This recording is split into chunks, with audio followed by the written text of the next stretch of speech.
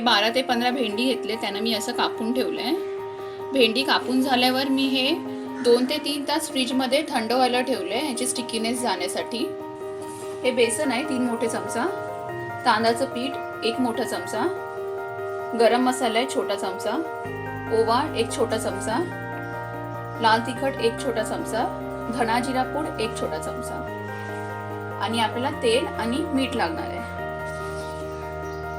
बेसन, तांदळाचं पीठ, लाल तिखट, गरम मसाला, धना जिरा पूड,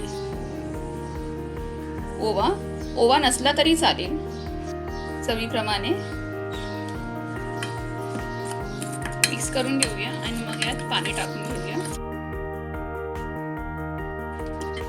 आपल्याला ही पेस्ट घट्टच करायची आहे, जास्त पातळ नाही ठेवायची आहे.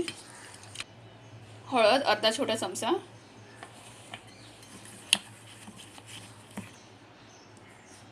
हे आपल्याला असं घट्ट करून घ्यायचं आहे, जास्त पातळ नाही ठेवायचं आहे.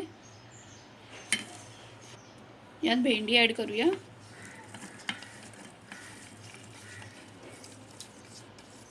भेंडी अशीच फ्रीजमध्ये रेस्ट करायला ठेवल्या कारणाने त्याचं स्टिकीनेस गेलेला आहे. आता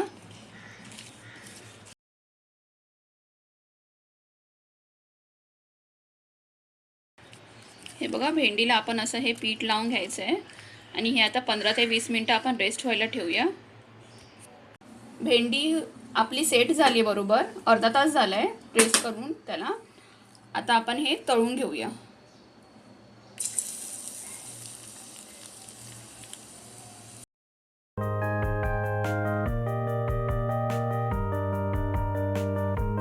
रेस्ट करून ठेवल्या कारणाने बेसन पूर्ण आतपर्यंत गेलंय भेंडीच्या.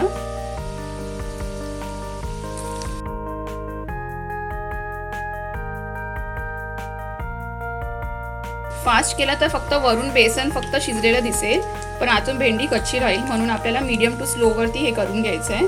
आणि तांदळाचं पीठ घातल्या कारणाने हे एकदम क्रिस्पी होणार आहे.